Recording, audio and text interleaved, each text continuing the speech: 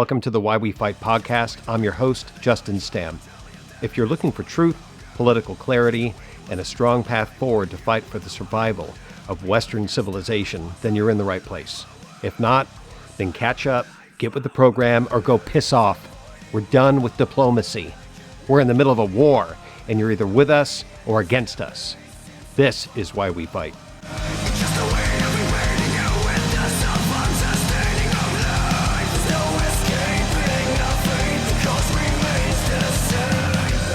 If you want to contribute directly to my work, follow me on Twitter X and you can tip me with either cash or Bitcoin, or you can subscribe by going to my Subscribestar page at Why We Fight Podcast with Justin Stam. And you can choose 3 different tier levels to contribute to this important work. But whatever you decide to do, thank you for listening.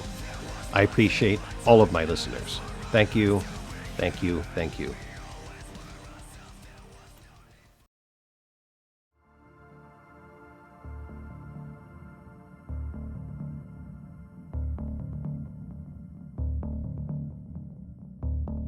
Critical theory, critical race theory. These terms invoke a total different response from the right and the left.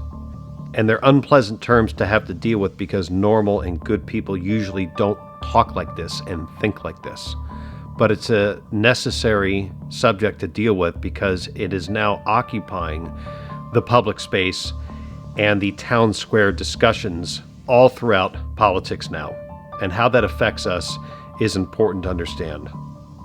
So today is January 30th, 2024, and I'm reposting this outtake of my talk and analysis on the Operation Mindcrime album from Queensryche for a couple different reasons. Well, first of which is my old legacy YouTube account has been extremely limited in visibility, and no matter what appeal that I put forward to YouTube and Google, they don't want to hear it. So I don't know if it's the content itself or because there was some issues with copyright strikes or anything like that, but I'm just simply leaving that old legacy account alone as a landing page so you can hear my entire near 2-hour analysis of the entire album.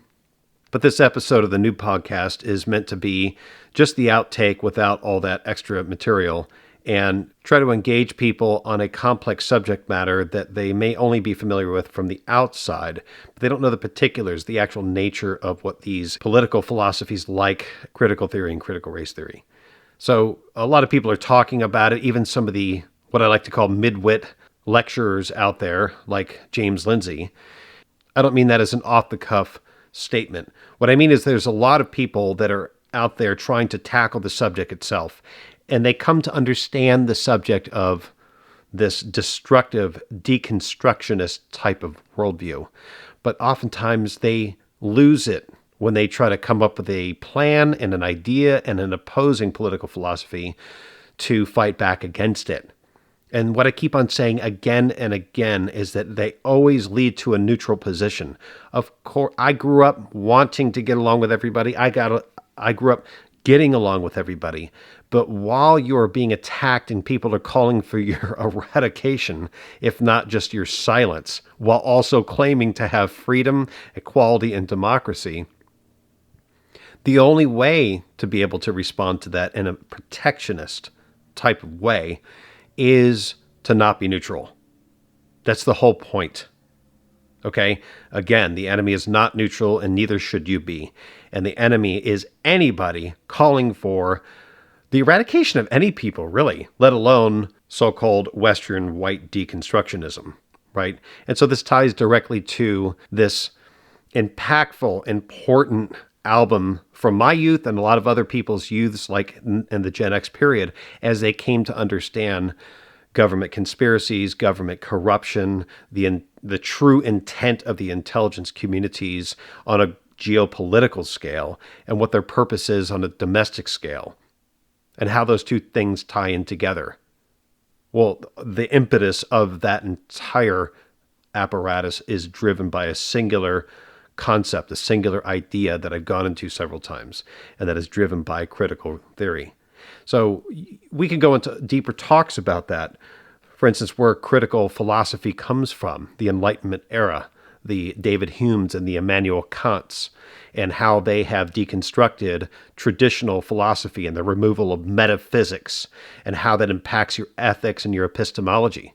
So if you have an epistemological worldview and you deconstruct that and you equate false reasoning and false knowledge with correct knowledge, then you've actually violated the very foundations of philosophical reasoning in the first place, which is the laws of logic. And the first law of logic, of course, is the law of identity. You start messing with the law of identity of any one thing, then you begin removing the ability to identify anything as a clear, transcendentally unchangeable concept, such as human nature, or even something more tangible like what a car is, what a country is, what's the nature of a country, what's the nature of of anything at all.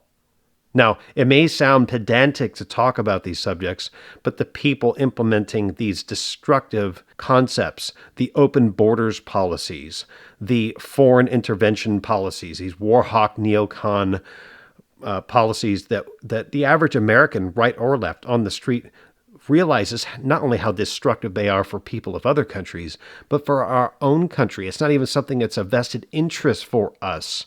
And why don't we have any voice in that when there is a claim that we have a democratic process? Right? We have a sense of justice infused into our human nature. And it does not seem just to the average person, not completely deluded by Washington, D.C.'s vampirical type of political processes and circles. Our sense of justice realizes that if you're spending trillions of dollars overseas in foreign interventionism, and yet you can't even provide the basic necessities for the people in the American heartland, the American country in general, let alone Western civilization. The amount of money that's been spent in the past 4 years alone in foreign intervention could have housed every man, woman, and child in America. And in addition to not only not doing that, they've invited 10 million more people to come into the country and breaking the laws in the process of doing so. This is destructive. This is part of the deconstruction process, while they're also claiming that they're being humanitarian and helping those people.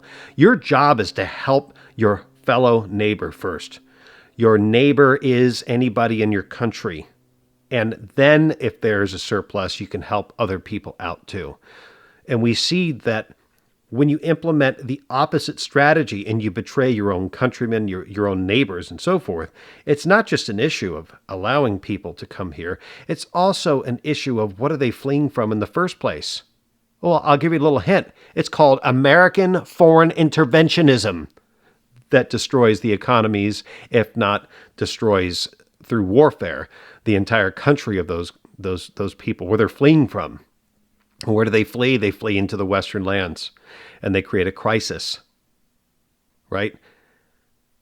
That is orchestrated. That's also part of critical theory, deconstructionism. Understand?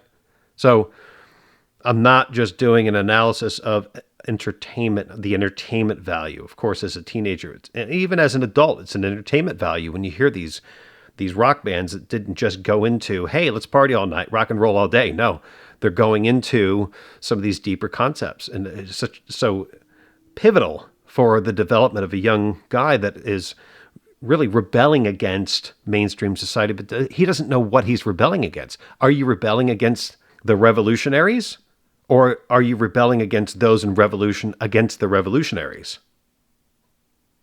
There's three positions there. The deconstructionists are the revolutionaries. Now, you would think that that's different because we grew up in a country that was based on the American Revolution. But a revolution has to have a point to it, has to have an end result to it. I heard an analysis recently on YouTube from a historian regarding how the French Revolution occurred, and that some of the so-called fathers of the French Revolution went out into the streets after killing all the royals and killing all the other associated people with the French monarchy. And they went into the other countryside. They started killing more of the Catholics and the bourgeois class. It just seemed like a constant revolution. So some of these older, more seasoned people that were involved with the revolution and its impetus went out and started saying, you've already won. Stop. Go back to the factories. Go back to the farms. Begin working and living. And they still wouldn't stop. So the analysis was basically talking about how many of these older, more established and seasoned people involved with the French Revolution gave birth to Napoleon, who was meant to stop the constant revolution. So this is the danger of constantly pushing revolutionary political philosophy. There has to be an end goal in its purpose. The far left doesn't see an end goal. We see an end goal. Our goal is to preserve some basic, not just cultural and more temporal and materially manifested concepts like a society itself and the byproducts of the culture. We're talking about preserving some form of continuity in the definitions of what justice is, what goodness is. And if you don't have some type of a definitive law of identity with what justice and goodness is, through your documents of your established country, like the U.S. Constitution has, like some of the Christian Imperium might have had, like the Magna Carta, then you're going to be in constant seeking with no settling point, right? And so that's the importance of understanding. We are not constant revolutionaries. We're just in revolt against injustice. And so when we see an injustice, we have to fight against it. But here's the thing. Our subjective position of justice is different than those from other cultures. And there you have the conflict. And that's where people that have no similarity to your culture and your declarations of what truth and justice and your culture is, when you come to a culture clash, those pushing the constant revolution say, okay, that means that both you and you have to abandon your culture and you have to redefine what your demands of justice are. Well, we're not even involved in that. It is the overlords of the critical theory school that claim that they want to be the arbiters of what that new culture is. That new neutral position where everybody abandons their former identity and now you come to a public space where you have no identity except for the commonality of being a consumer. So it's really funny and it's cute when people want to be angry at the man and they point at the white man as the man when he's being deconstructed and destroyed. But where do you think the ire will lie upon once we are dealt with? Whoever's in the way of the revolution. Right? And so that's why you can't have a concept of deconstruction of injustice since it's just part of nature. You're going to have injustices, always. The idea is to mitigate it to the best extent.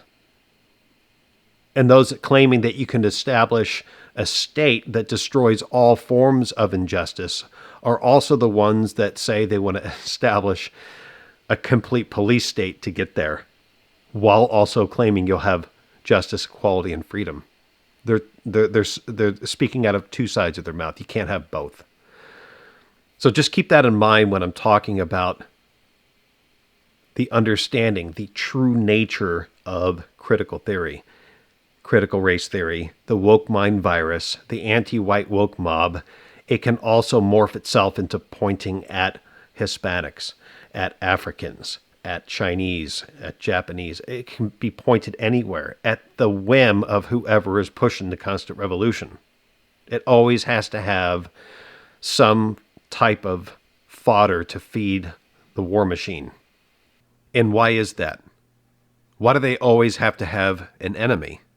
Because their entire political philosophy is based off of dialectical materialism. And dialectical materialism not only believes in the Marxist concept of competition of the species, but it believes in a more ethereal and immaterial concept within the philosophical schools of the Enlightenment era, based off of some of the ancient Greek philosophical schools like Epicurus, which is that there's two natures of the universe. The perennial nature, which is the divine substance, and there's all the other things that are created substances. And because there's a dialectical tension between those two things, there's also a dialectical tension within all of nature itself. And that's why you have a lot of revolutionary political writers and Marxist philosophers and politicians and dictators like Mao Zedong, where they spoke about the importance of finding struggle, because struggle produces the most fit of the species out of that struggle and the competition of things within dialectical materialism. And where you don't find struggle, create struggle. Struggle against heaven, struggle against earth, struggle against each other, struggle against nature in general. So there's a deep recognition of that dialectical materialism. But that's at complete odds with what is a Western classical philosophical model. We don't value competition, aggression, violence, and dialecticalism. What we value is unity, congruency, agreeableness. And because we believe in a philosophy that recognizes we are not divine, we are not eternal, we are not perfect, we are imperfect, we are fallen. And so therefore our philosophy, based on our general worldview and virtues and religions, we do believe that there's no way you're going to reach a perfect state of justice, a perfect state of goodness. So there's going to be mistakes along the way. But we don't, through a genetic fallacy, throw out everything from individuals, groups of individuals, people, societies, cultures, and kingdoms, just because the people that are within that kingdom don't live up to the standard that they try to enact. The idea is to have a standard. And if you fall short, pick yourself up and keep trying. So the entire foundation of the revolutionary political model is to eventually move away from the congruency and force into an artificial manner, in an artificial way, a dialectic. And that's why critical theory will eventually, if they get their way to wipe out whiteness, they will focus their gaze upon anybody else resisting the revolution as well. And that will be anybody else. That'll be Hispanic, that'll be Asian, that'll be African, that'll be anybody. Because you have to feed the dialectical machine. If there's no competition, these people think there's something wrong. And this competition has to be forced when it's not natural. And that's why they believe themselves to be governors of this machine. And that's why it's so destructive. It really is something that has to be wiped out. We're talking about a massive book burning of this concept. Why somebody believes this is good, why somebody believes this can be constructive, is because they believe everything that came before it, that's part of whiteness, is destructive also. We're just less destructive. It's really self-refuting in its entire worldview. The idea is to get rid of deconstructionism. Instead of deconstructionism, why don't we have constructionism? And we want to be able to build forward based off of the past, the best things of the past, and eliminate the things that are not necessarily good. They want to throw everything out. So that's really at the core of what we're talking about here, right? And so when I do an analysis and I talk about the importance of understanding that if you're going to complain that Western society is being deconstructed and they're attacking let's just say they're attacking the fundamentals of what makes a society. And that starts with the family. That starts with the person, the individual, of course, and having personal ethics, but also emanates into the family and then into the neighborhoods and into the community. And if you start destroying the family and you have a lack of a sense of identity, then that's when you have population collapse. And that's something that's really in the minds of a lot of people that are pushing back against this deconstructionism. Population collapse is a real thing. It's a very real thing. So make sure to like, share, and subscribe, and follow not just my new podcast, YouTube channel, but my Spotify. Make sure you get the word out and spread it around. This is not exactly the type of advertiser-friendly content, but it's extremely important content. And to see the full-length version of my analysis of Operation Mindcrime from Queensryche, you can see the legacy account and I'll put the link in the description below.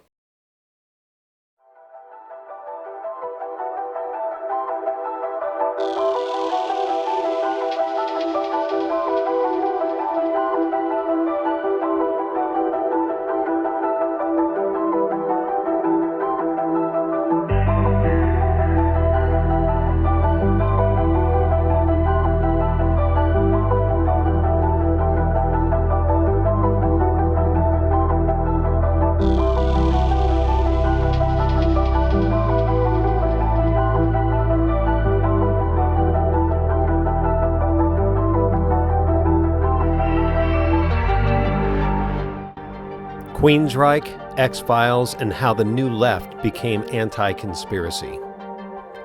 How and why did the left go from being cheerleaders of the conspiracy genre, distrusting all forms of government, to embracing the idea of a large federal government and attack conspiracy theorists as bigots?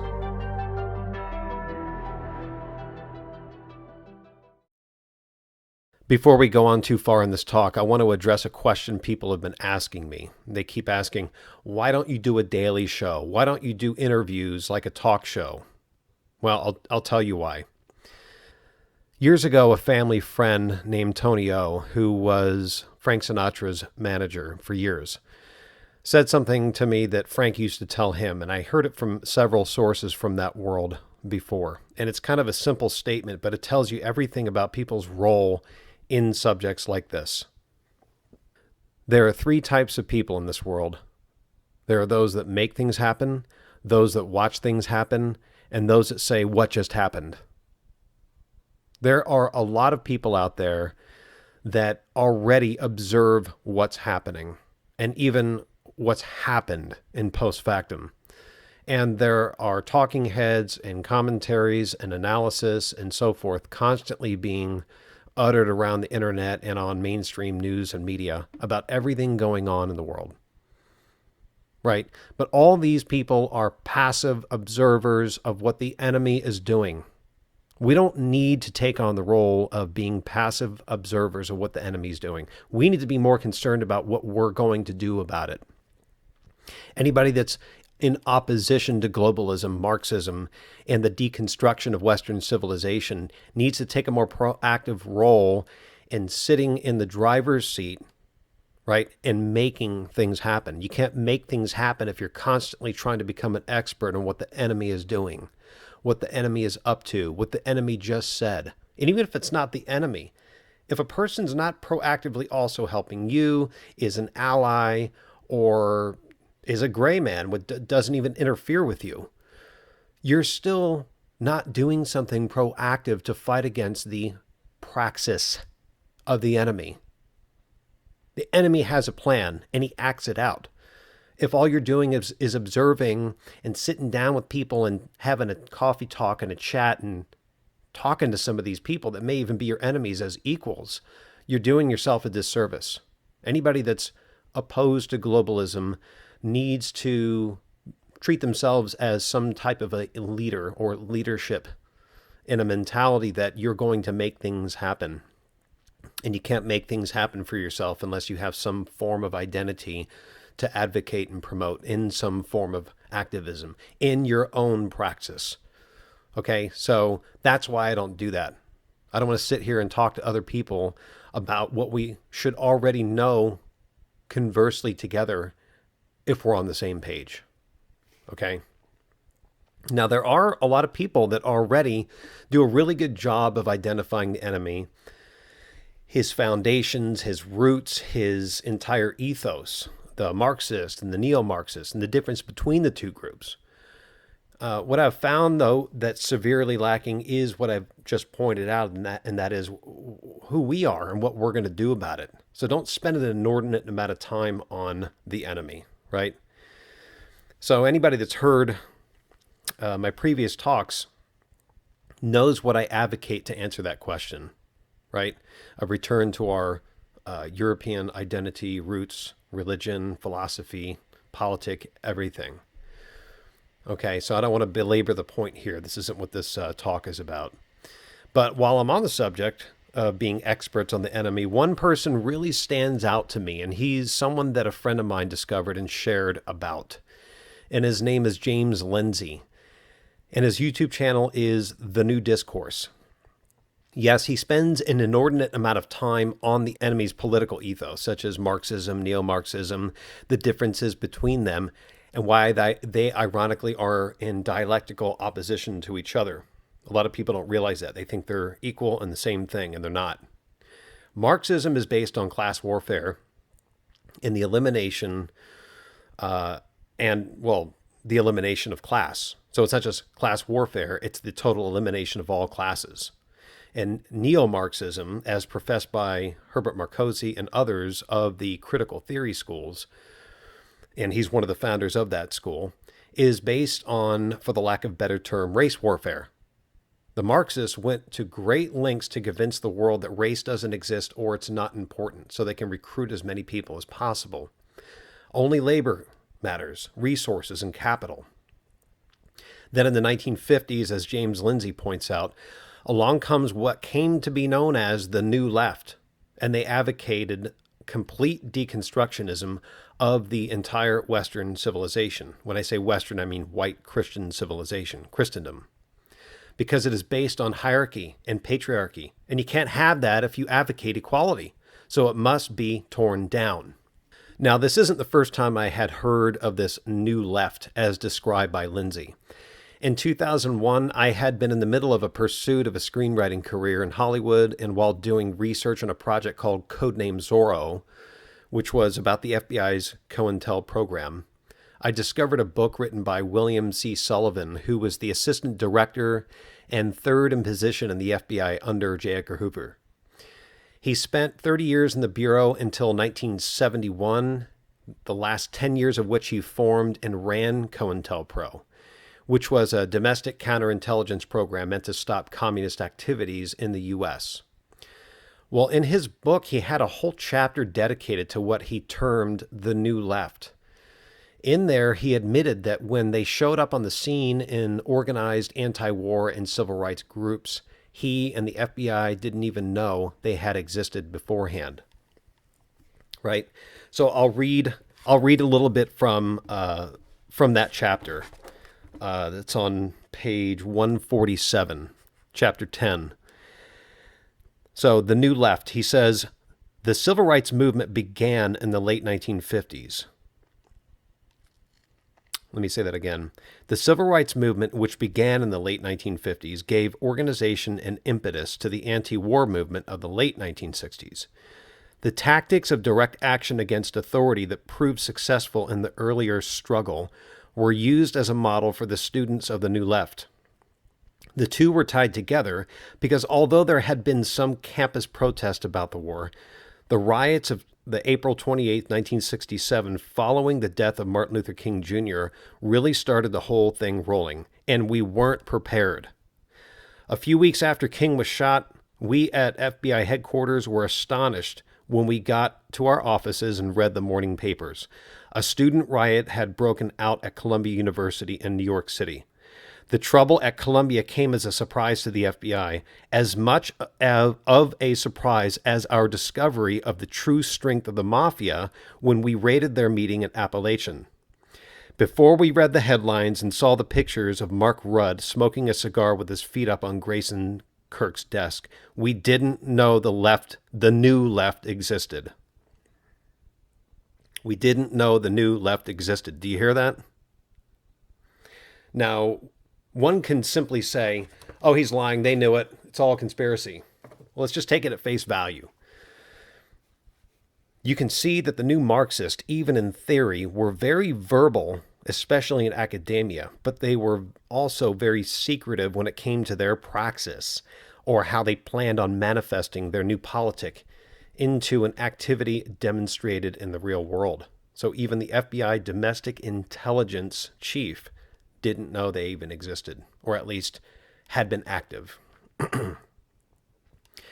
The foundation of this entire movement was still based on something that Karl Marx himself advocated, which was destroying the existing definitions of morality and virtues And that was a key in order to replace it with something he called a new sensibility.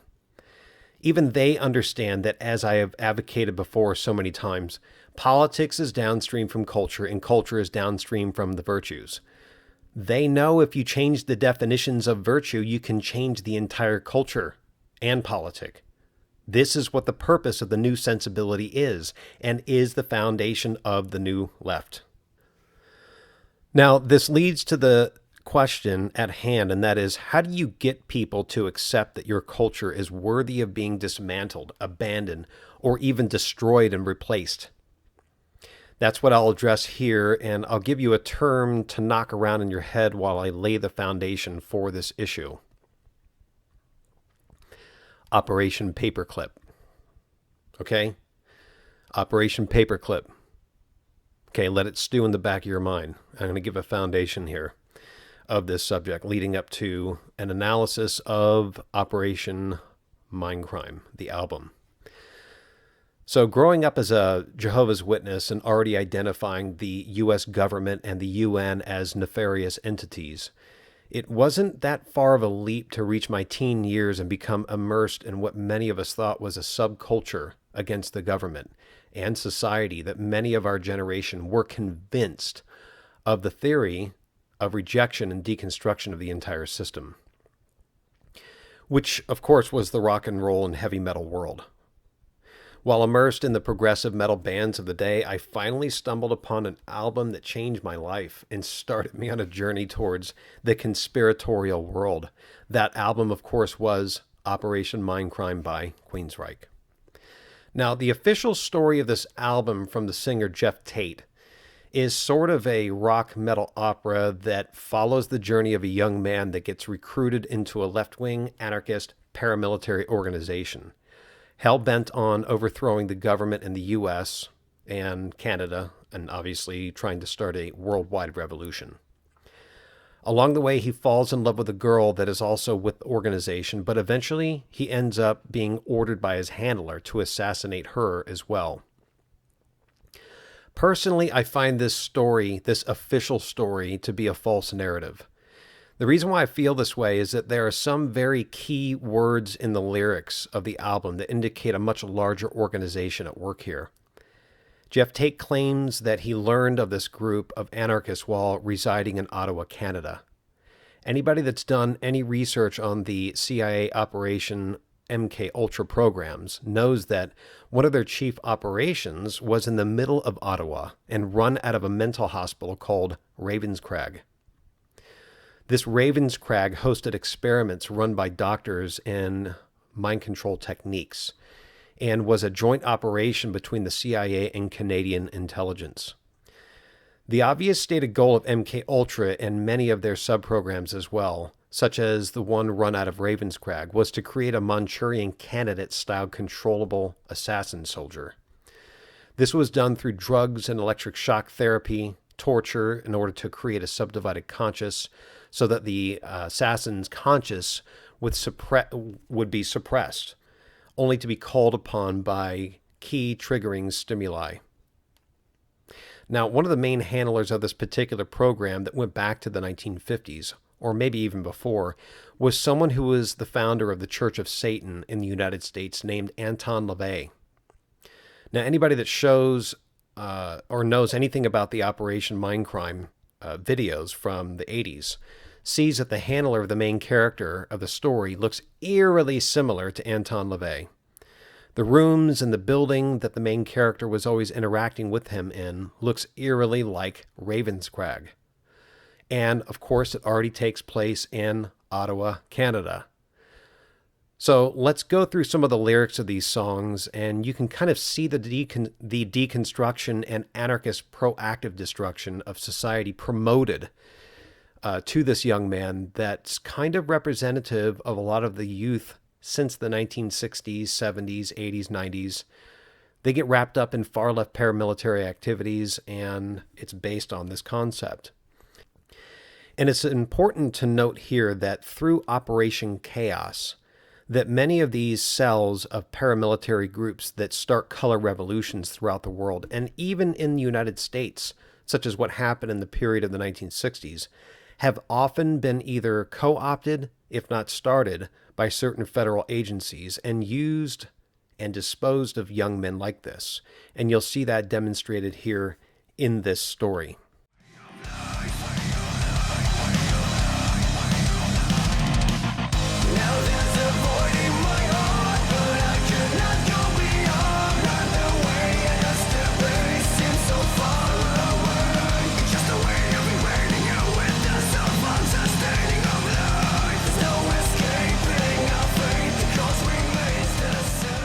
Welcome to the Why We Fight podcast. I'm your host, Justin Stam. If you're looking for truth,